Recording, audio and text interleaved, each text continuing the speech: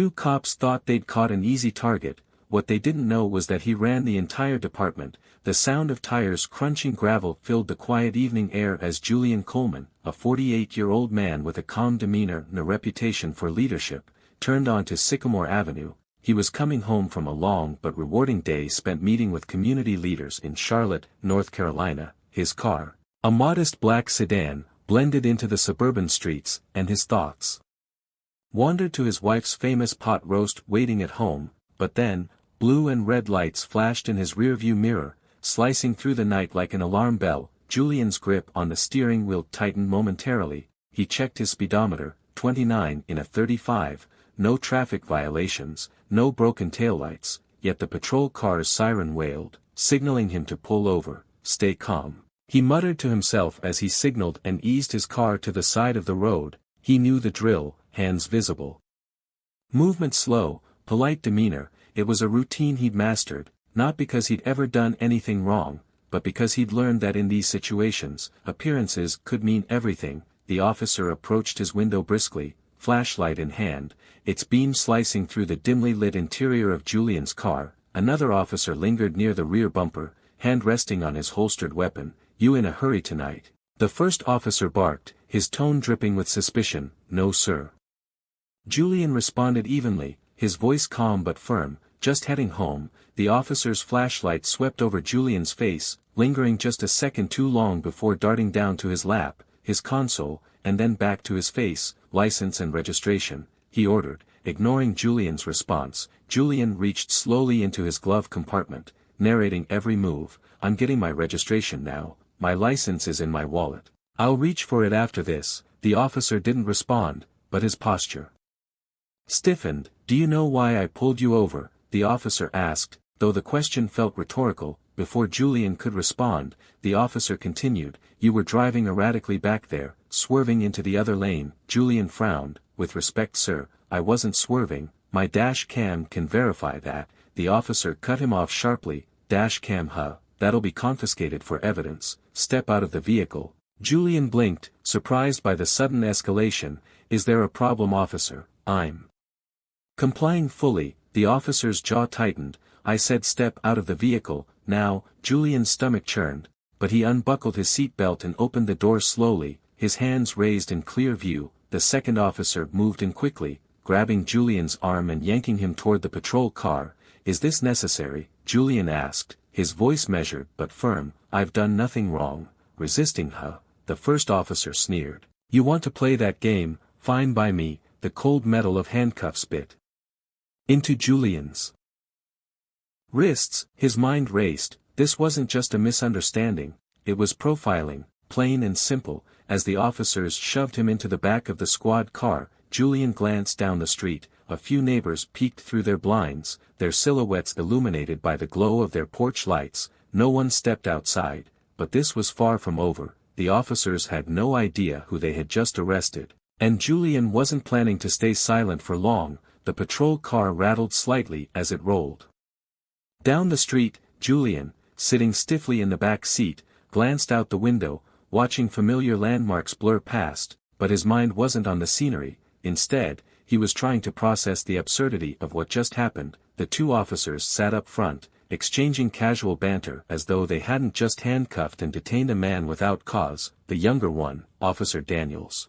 glanced back at Julian through the rearview mirror. So what's your story? Late night drug run or you just like giving us a hard time? Julian met Daniels' gaze, unflinching. I'm just a man trying to get home. Yeah sure. The other officer, a stocky man named Officer Reed, snorted. We hear that all the time. Reckless drivers always have an excuse. Julian bit his tongue. Arguing now wouldn't help. He took a deep breath, mentally running through his options. He knew his rights, he also knew the system, and the odds that it would favor him in this moment were slim. When they arrived at the precinct, the fluorescent lights cast a harsh glare over the holding area. Daniels removed Julian's cuffs with an almost mocking flourish. Welcome to our humble abode. You're going to be here for a while. Am I being charged? Julian asked calmly, rubbing his wrists. Reed smirked. We'll let you know once we figure that out. Sit tight. Julian was led into a small, cold holding cell. The door clanged shut behind him, the echo lingering in the air.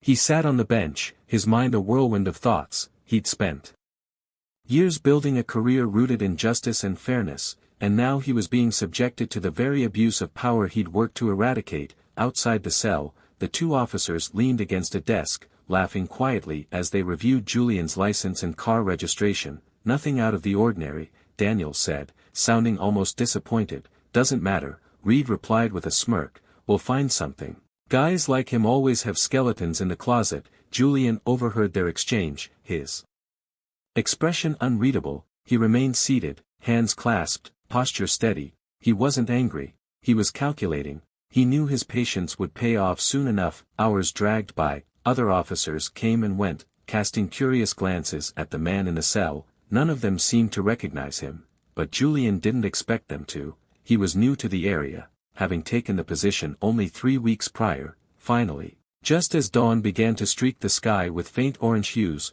Julian heard footsteps approaching. A stern-looking officer, clearly higher-ranking, appeared in front of the cell. Her badge read Lieutenant Morgan. She carried an air of authority and professionalism that immediately contrasted with the other two officers. She frowned as she glanced at Julian, then back at the paperwork in her hand. "What's going on here?" Daniels stepped forward. "Picked him up last night for reckless driving and resisting arrest." Morgan arched an eyebrow. "Reckless driving, where's the evidence?" "We haven't processed it yet," Reed said casually, leaning against the desk. Morgan turned her attention back to Julian. "Sir, do you have any idea why you were stopped?" Julian stood, meeting her gaze calmly. "I was told it was for reckless driving, which I categorically deny. I also have a dash cam that can verify my version of events." Morgan's expression hardened as she glanced at the two officers. "You didn't review his dash cam?" Reed shrugged. "We didn't get to it yet." Morgan exhaled sharply, clearly displeased. "Get it now." And Daniels, "Read my office, now." As the two officers slunk away, Julian knew the tide was beginning to turn, but this was just the beginning of their reckoning. The cold metal bench pressed against Julian's back as he sat in the holding cell, watching the precinct buzz with activity. The hours stretched endlessly, punctuated only by the occasional shuffle of papers or distant conversations. Despite the stillness around him, Julian's mind was anything but calm.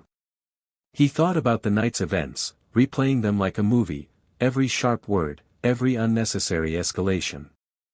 It all served as a stark reminder of the deep flaws he'd spent years fighting to fix. His new position as police chief had been an opportunity to address these issues from within, to create a culture of accountability. And now, here he was, experiencing the very injustice he had vowed to dismantle. The sound of footsteps brought him out of his thoughts.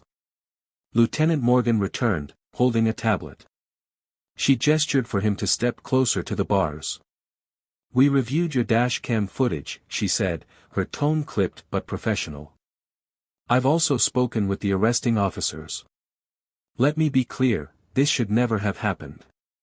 The footage contradicts their report entirely." Julian raised an eyebrow.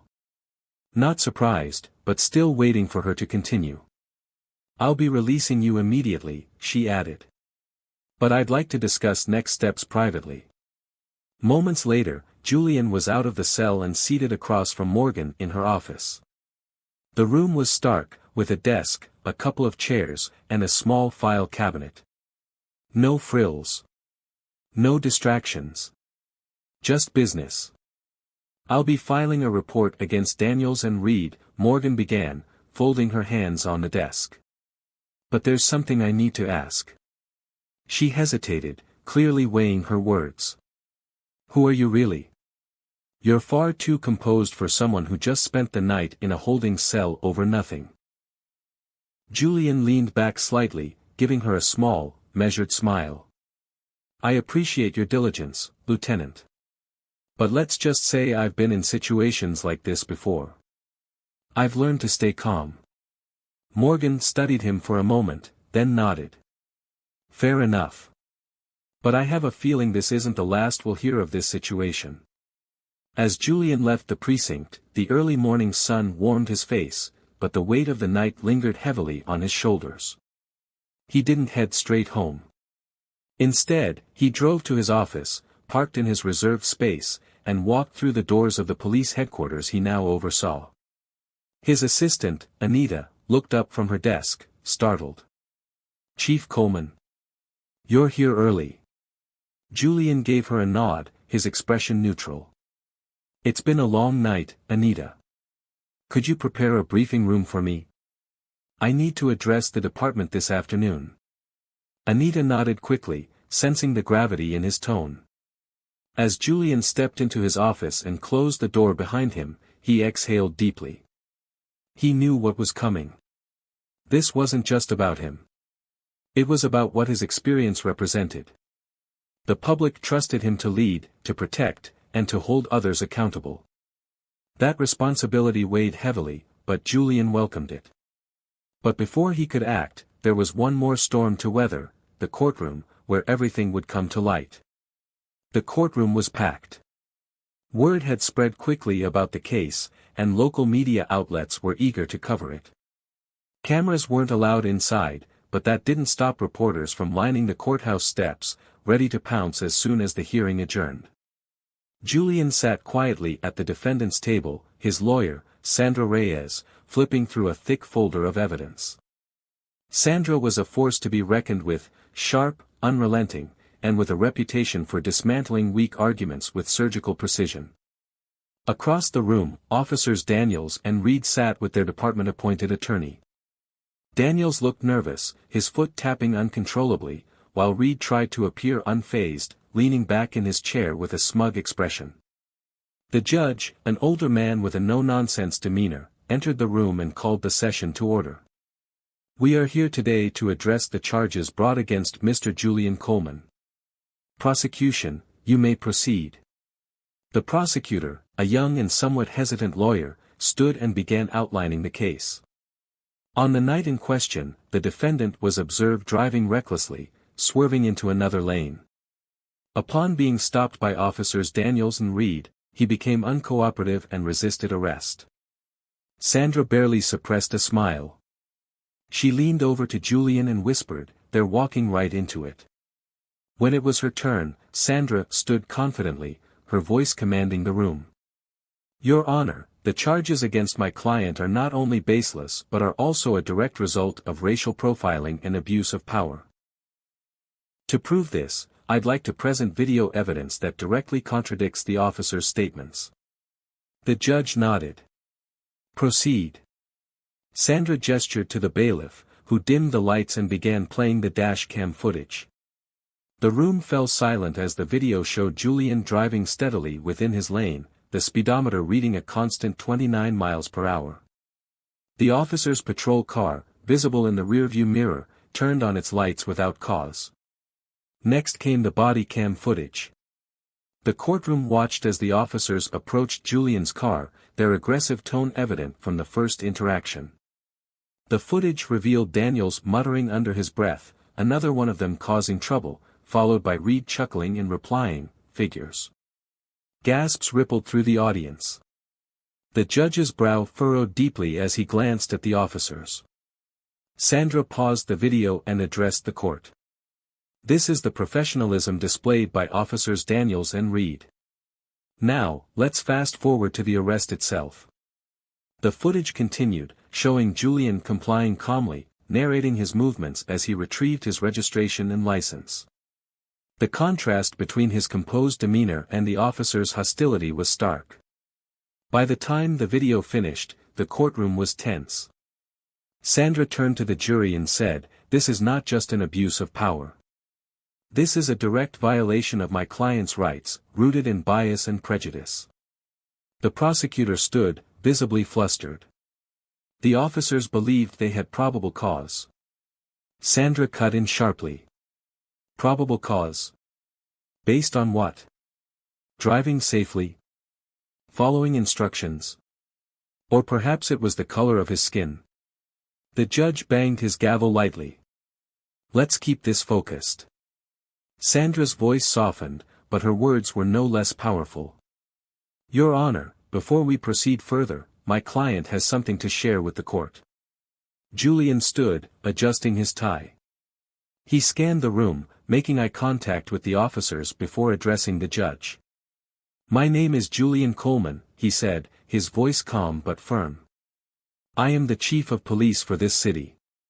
I was appointed 3 weeks ago to lead this department and address the very issues you've seen here today. I chose not to disclose my position early because I wanted the truth to come out organically, without bias or interference. And now it has. The room erupted in murmurs. Danielle's face turned pale, while Reed's smugness evaporated in an instant. The judge banged his gavel repeatedly, demanding silence. Julian continued. This isn't just about me. This is about a system that allows officers like Daniels and Reed to operate without accountability. That ends now. But this moment wasn't just a revelation. It was a reckoning, one that would reverberate far beyond the courtroom walls. The courtroom buzzed with tension as Julian took his seat, his final words hanging in the air like a thunderclap. Daniels and Reed sat frozen, their expressions a mixture of shock and fear. The judge called for a brief recess, giving everyone time to absorb what had just transpired. By the time court resumed, the tone had shifted completely. The prosecution offered no further arguments, and the judge dismissed the charges against Julian immediately. But that was only the beginning. As Julian stepped outside the courthouse, reporters swarmed him, cameras flashing and microphones thrust forward. Chief Coleman, do you have a statement about the case? One called out. Julian raised his hand, signaling for silence. The crowd stilled, eager for his response. This case isn't just about me, he began, his voice steady and resolute. It's about accountability. It's about ensuring that every person, regardless of who they are, is treated with the respect and dignity they deserve. As a police chief, I'm committed to creating a department that values integrity and fairness. And as a citizen, I'll continue to fight for justice. The media frenzy continued, but Julian didn't linger. He had more important matters to address. The fallout from the case was swift. Daniels and Reed were immediately suspended pending an internal investigation. Public outrage grew as the footage was released to the press, sparking protests and calls for reform. Community leaders rallied together, demanding greater transparency and better training for officers within the department. Julian's leadership took on a new significance. He called an emergency meeting, gathering officers in the precinct. Standing at the front of the room, he addressed them with unwavering conviction. What happened to me last night wasn't an isolated incident, Julian said, scanning the room. It was a symptom of a larger problem. And as long as I'm chief, I won't tolerate it. We are here to serve and protect, not to harass and intimidate. If you can't uphold those values, this isn't the place for you. The room was silent, his words cutting through any lingering doubt about his intentions. Over the following weeks, Julian implemented sweeping changes. Mandatory bias training, stricter oversight, and an anonymous reporting system for officer misconduct were just the beginning. The community began to see a shift, though trust wouldn't be rebuilt overnight. Months later, Julian sat on a panel at a town hall meeting, listening as a young man stood up to speak. Chief Coleman, he said, his voice cracking slightly. What you went through, it could have been me. It could have been any of us. Thank you for standing up, not just for yourself, but for all of us.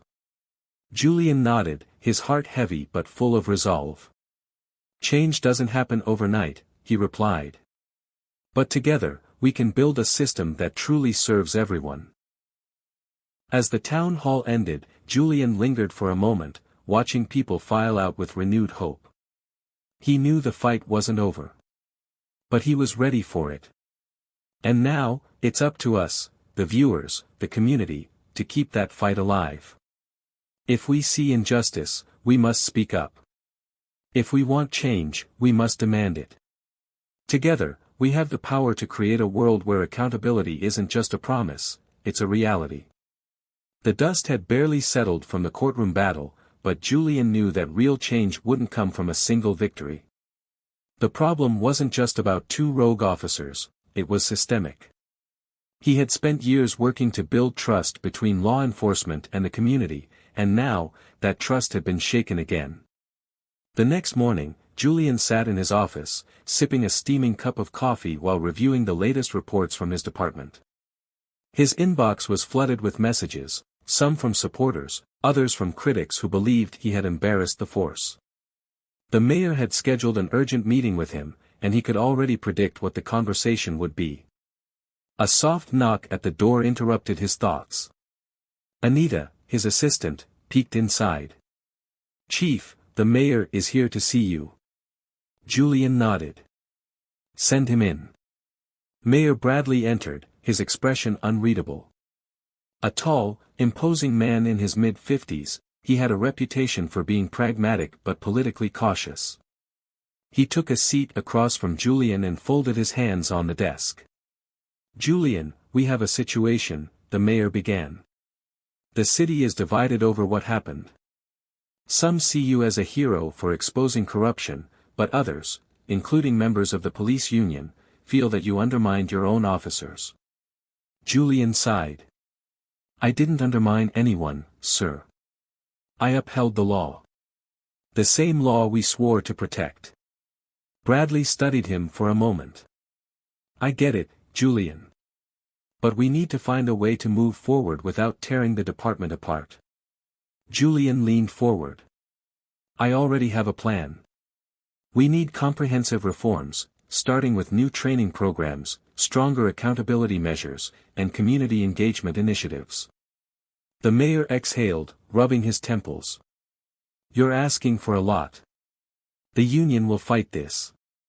Julian's jaw tightened. "Then let them fight. Because I'm not backing down." The department pushes back. The backlash from within the department was immediate. Many officers resented the changes, seeing them as an attack on their authority. Some walked off the job in protest, while others openly voiced their discontent during roll calls. The hostility in the air was palpable. One afternoon, Julian called a department-wide meeting in the precinct's main briefing room. Hundreds of officers filled the space, their faces a mix of frustration and skepticism. Julian stepped up to the podium, gripping its edges. "I know many of you are angry," he began. "Some of you believe that I'm tearing this department apart. But let me be clear. My goal isn't to weaken this force. It's to make it stronger." Murmurs rippled through the crowd. One officer, a veteran named Sergeant Holloway, crossed his arms. "With all due respect, Chief, it feels like you're treating us all like criminals." Julian met his gaze. "No, Sergeant. I'm treating you like professionals. But professionalism means accountability. It means doing the job the right way, every time. If you can't handle that, then maybe you're in the wrong line of work." A tense silence followed. Then, slowly, a few officers began nodding. Others still looked unconvinced, but Julian could see that some were willing to listen. It was a start. The community steps up. While Julian fought battles within the department, the community began rallying behind him. Leaders from different neighborhoods organized forums, inviting police representatives to listen to residents' concerns. Trust, they knew, couldn't be restored overnight, but they were willing to try. One evening, Julian attended a town hall meeting in one of the most affected areas. A young woman named Lisa stood up, gripping the microphone. "Chief Coleman, I want to believe things will change. But how do we know this isn't just another promise? We've heard them before." Julian took a deep breath. "Lisa, you're right to be skeptical. Trust isn't built on words. It's built on actions. That's why I'm not asking you to believe me today. I'm asking you to watch what we do tomorrow." Applause filled the room. A threat from the shadows. As Julian pushed forward with reforms, he started receiving anonymous threats.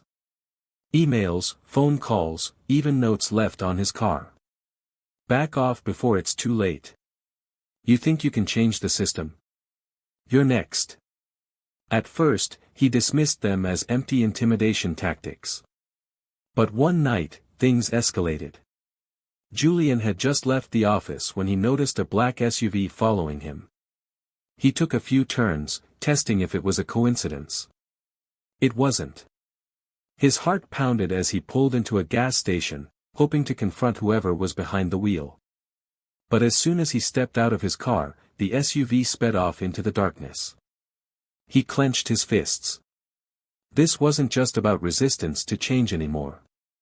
Someone wanted him gone. The internal betrayal. Determined to uncover the truth, Julian enlisted the help of internal affairs. It didn't take long before they discovered a disturbing reality: some officers in his own department were actively working against him. Leaked documents. Sabotaged initiatives. Even attempts to manipulate crime statistics to make it look like his reforms were failing. The corruption ran deeper than he'd thought. One name, in particular, stood out: Captain Harris, a senior officer who had been in the department for over 25 years. Harris had secretly been feeding information to those who wanted Julian out. Julian confronted him in his office. "I expected better from you," Julian said, his voice cold. Harris smirked. "This department doesn't need a hero. It needs someone who understands how things work." Julian shook his head. "You're done here." Harris was arrested the next day. But Julian knew this wasn't over. The shadows ran deeper than one corrupt officer. The final stand. One evening, as Julian prepared to leave the precinct, Anita rushed in, her face pale. "Chief, there's been a shooting. Officer down." Julian's blood ran cold. "Where?" "The protest downtown. Someone opened fire. It's chaos." Julian didn't hesitate. He grabbed his coat and rushed to the scene. When he arrived, the streets were filled with smoke, flashing lights, and panicked civilians. Officers were taking cover behind cars, their guns drawn. Protesters screamed in fear. And in the middle of it all, Julian saw him, Daniels. The officer he had exposed. Standing there, gun in hand, wild-eyed. "You did this!" Daniels shouted. "You turned the whole damn city against us." Julian stepped forward, hands raised. "Daniels, put the gun down." Daniels shook his head, his body trembling. "Everything's falling apart because of you. The department, the city, none of this was supposed to happen." Julian took another step. "This isn't the way. You still have a choice." For a moment, it looked like Daniels might surrender. But then, a shot rang out. Julian braced for impact, but the bullet never hit him. One of his officers had taken the shot, hitting Daniels in the leg, forcing him to drop the weapon. Sirens blared as more officers rushed in, restraining him. Julian let out a breath. It was over. A new beginning. In the days that followed, the city came together in a way Julian had never seen before. The shooting had shaken everyone, but it had also forced difficult conversations that could no longer be ignored. Daniels faced trial, along with several other officers who had conspired against Julian. The department underwent one of the biggest overhauls in its history. And Julian? He remained exactly where he was, leading, fighting, refusing to back down. Because change wasn't just about policies. It was about standing firm when it mattered most. The city was forever changed after that night. The attempted assassination of Chief Julian Coleman by one of his own officers had sent shockwaves through the community. People were divided. Some hailed Julian as a revolutionary force in law enforcement, while others saw him as a disruptor, breaking the thin blue line from within. Despite the overwhelming public response, Julian knew his battle wasn't over. The corruption in his department ran deep, and there were still officers in uniform who resented his leadership. The question wasn't if they would strike again, but when. As Daniels was transported to the hospital under armed guard, Julian met with Lieutenant Morgan in his office. She had become one of his most trusted allies, navigating the internal pushback alongside him. "This department is still a mess," Morgan admitted. "We got rid of some bad apples, but you and I both know there's a whole damn orchard to deal with." Julian nodded, rubbing his temples. "And they're getting smarter. This wasn't just some rogue officer snapping under pressure. Someone put him up to it."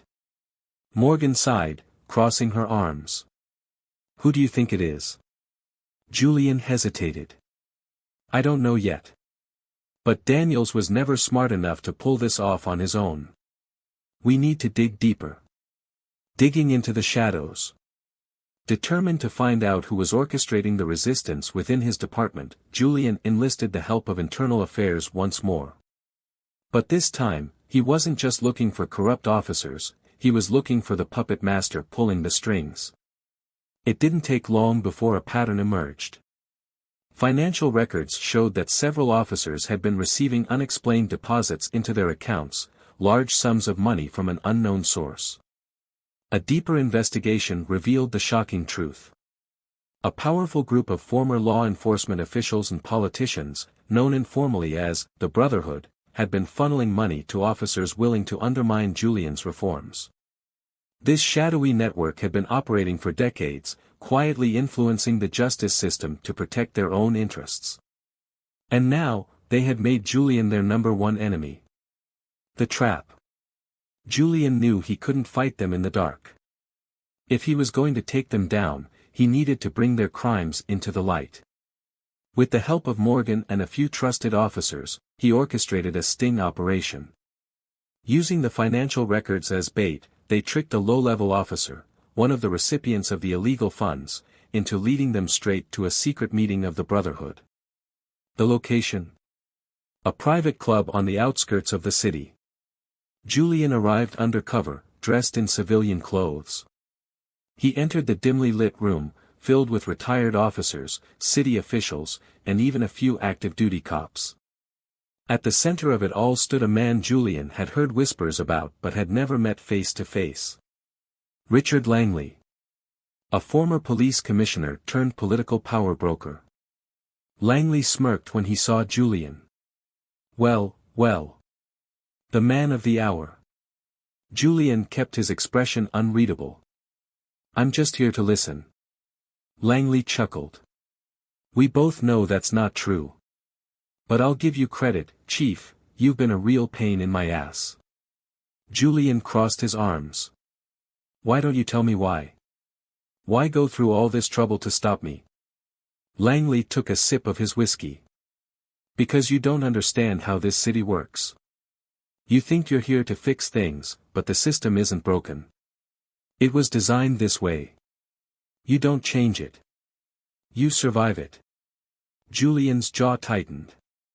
"That's where you're wrong." Before Langley could respond, the doors burst open. Morgan and a squad of trusted officers stormed in, guns drawn. "This meeting is over," Morgan announced. Panic spread through the room as officers restrained those in attendance. Julian stepped closer to Langley, lowering his voice. "The system doesn't belong to you anymore." Langley's smirk faltered as he was placed in handcuffs. The fallout. The arrest of Richard Langley sent shockwaves through the city.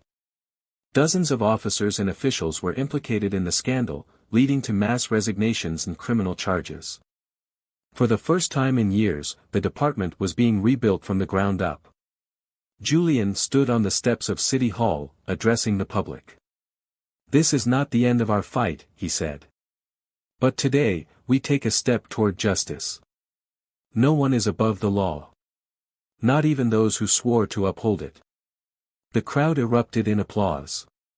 A new era. Months later, Julian sat in his office, looking at the city skyline. The battle had been long, the scars deep. But for the first time in a long while, he felt hopeful. A knock at the door. Morgan stepped in, a rare smile on her face. "Chief, you're going to want to see this." She handed him a report. Crime rates were down. Trust in the police was slowly rising. Julian exhaled. It wasn't perfect. But it was progress. And that was worth fighting for.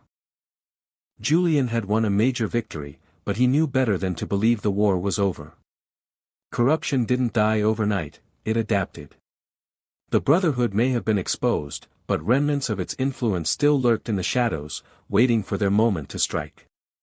His reforms were beginning to show results, officer misconduct was down, community relations were improving, and new policies were being enforced. But not everyone was celebrating. Inside the department, a group of officers had begun working against him in secret. They weren't as overt as Langley's network. No threats, no blatant disobedience, just small, calculated acts of defiance. Reported incidents that mysteriously disappeared. Evidence mishandled in cases. Whispers in the locker rooms. It was a war fought in the details. And Julian was running out of time to uncover who was leading it. An unexpected ally. One afternoon, Julian received an anonymous message on his personal phone. There are more traitors in your department than you realize. Meet me at the old train yard at midnight. Come alone. It could be a trap. But Julian wasn't the kind of man to ignore a lead. That night, dressed in civilian clothes, he arrived at the abandoned train yard. The air was thick with tension, every shadow a potential threat. He kept a hand close to his concealed firearm as he waited. Then, footsteps. A man stepped out from the darkness, tall, muscular, wearing a worn-out police jacket. Julian narrowed his eyes, recognizing him instantly. Detective Michael Carter. Carter had been with the department for years. A good cop once, but he had disappeared from the force a year ago after being accused of misconduct. Julian had assumed he had either resigned or been pushed out. Carter, Julian said carefully. Didn't think I'd see you again. Carter let out a dry laugh. Yeah, well, I didn't think I'd still be alive long enough for it, either. Julian frowned. What do you mean? Carter looked around, making sure they were alone. Then, he stepped closer. You were right about the Brotherhood, but you were wrong if you thought Langley was the only head of the snake. Julian tensed. There's someone else. Carter nodded. Someone higher up. Someone who's been pulling the strings for years. And they're still inside your department. Julian's mind raced. Who? Carter hesitated. I don't have a name yet. But I know how to find them. The problem is, they already know I'm looking. Before Julian could respond, headlights flashed across the train yard. A black SUV screeched to a stop, and masked gunmen jumped out. Carter barely had time to yell, "Get down," before bullets ripped through the air. The ambush. Julian dove behind a stack of crates as gunfire echoed through the train yard. Carter returned fire, dropping one of the masked attackers, but they were outnumbered. They knew we'd be here, Carter growled, reloading his weapon. Julian clenched his jaw. Then that means we're close to the truth. More bullets whizzed past, shattering glass and ricocheting off metal. Julian counted at least 5 attackers, moving with military precision. Whoever they were dealing with, they weren't just hired thugs. Carter motioned toward an opening between 2 train cars. We need to move. Now. Julian nodded. On his signal, they both sprinted toward cover, dodging bullets as they went. Julian fired back, hitting one of the gunmen in the leg. The masked man collapsed with a scream, but the others kept advancing. As they reached the cover of the train cars, Julian spotted something. One of the gunmen had a tattoo on his wrist. A police badge. His stomach twisted. These weren't just mercenaries. They were cops. Carter saw it too. They're cleaning up their tracks, he muttered. If they kill us, no one will ever know the truth. Julian gritted his teeth. Then let's make sure they don't. With coordinated precision, they flanked their attackers, forcing them into a corner. One by one, the masked gunmen fell, some wounded, some retreating. When the last attacker realized he was outmatched, he dropped his gun and made a run for it. Julian tackled him to the ground. "Who sent you?" he demanded. The man struggled, but Julian pressed a knee into his back. "Talk." The masked man spat blood onto the ground. "You're already dead, Chief. You just don't know it yet." Before Julian could react, the man bit down hard, on something in his mouth. A moment later, he convulsed violently. "Damn it!" Carter swore. "Cyanide." Julian cursed under his breath. Whoever was behind this wasn't taking any chances. The deep conspiracy. Back at the precinct, Julian and Carter pored over files, trying to piece together what they had learned. The attackers weren't just corrupt officers, they were part of a secret unit buried within the department. "They've been operating in the shadows for years," Carter explained. "Framing people, covering up crimes, silencing anyone who got too close." Julian rubbed his chin. "And now, they see me as a threat." Carter nodded. "That means they'll come for you next." Julian leaned forward. "Then let's hit them first." Using what little evidence they had, they began tracking the remaining members of the Shadow Unit. It wasn't easy, whoever was running this operation had erased most of their digital footprint. But then, a breakthrough came. One name stood out on multiple classified case files. Deputy Commissioner Frank Holloway. A veteran of the force. Respected. Untouchable. And now, the prime suspect. The final confrontation. Julian knew he couldn't take Holloway down without solid proof. He needed him to confess, to slip up, just once. So he set a trap. With Carter's help, Julian leaked false information, making it seem like a whistleblower inside the department was ready to come forward with evidence. It wasn't long before Holloway took the bait.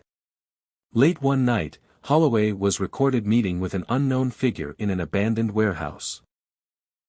Julian and his team watched the live feed from a surveillance van. "This is bigger than you understand," Holloway said to the mystery man. "If Coleman keeps pushing, he's going to end up like the others."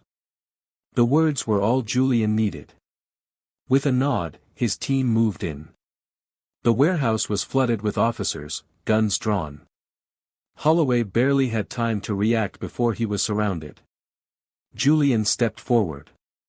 "It's over, Frank." Holloway's face twisted into a sneer. "You think you've won?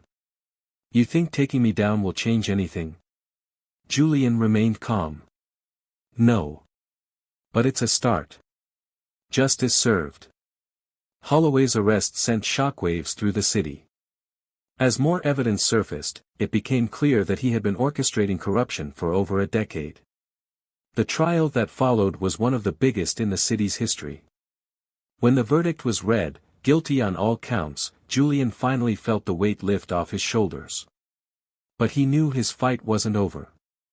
Standing on the steps of the courthouse, he addressed the people once more. "This city deserves better," he said. "And I promise you, we will keep fighting until justice isn't just an idea, but a reality." The crowd cheered. Julian looked over the sea of faces and allowed himself a rare smile. The battle had been long. The scars would remain. But the war for justice was far from over. And as long as he was chief, he would never stop fighting. The months following Holloway's conviction were some of the most transformative the city had ever seen. Julian's reforms gained national attention, and other departments across the country began reaching out, asking how they could implement similar policies. For the first time in years, the city was moving in the right direction. But change didn't come without sacrifice. Julian had made powerful enemies, and even with Holloway gone, there were still those who resented him, both inside and outside the department. The Brotherhood had lost its leader, but remnants of its influence still lingered in dark corners, waiting for an opportunity to strike again.